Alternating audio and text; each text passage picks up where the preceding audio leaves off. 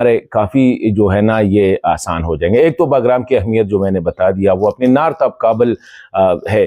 یہ چائنا سے کتنا دور ہے، اور اسپیشلی جہاں پہ یہ جو چائنیز یومن اور حامی یہ جو دو سائٹس ہے سنکیانگ پروونس میں، جہاں پہ یہ میسائلز ٹیکنالوجی، نیوکلیئر کیپیبل میسائلز ٹیکنالوجی بنا رہی ہے Chinese on western side of China, یہ وہاں سے کتنا دور ہے،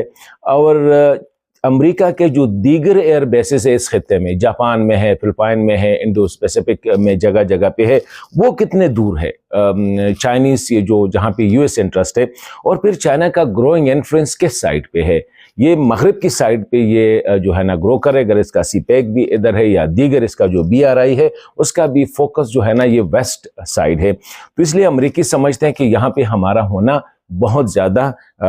ضروری ہے تاکہ چائنیز کو ہم جو ہے وہ کاؤنٹر کریں۔ ابھی جو میں بتا رہا تھا کہ باگرام کے علاوہ بھی ایئر بیسز ہے، بڑے بڑے بیسز ہیں امریکہ کے، وہ جاپان میں ہے، فلپائن میں ہے، انڈو پیسیفک میں ہے، لیکن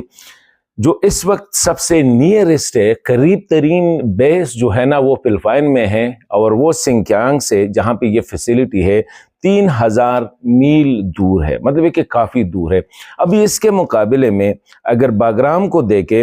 تو باگرام جو ہے اگر افغانستان کی بارڈر سے لے لیں ہم سنکیانگ، اور پھر یہ جو حامی کا جو یومن کا جو میسائلز ٹیکنالوجی سینٹر ہے،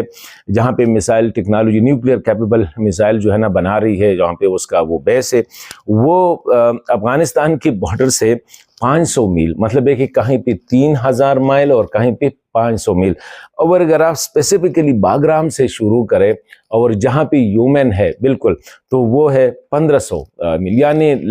50% لیس دین دی نیئرسٹ ان کی جو ہے وہ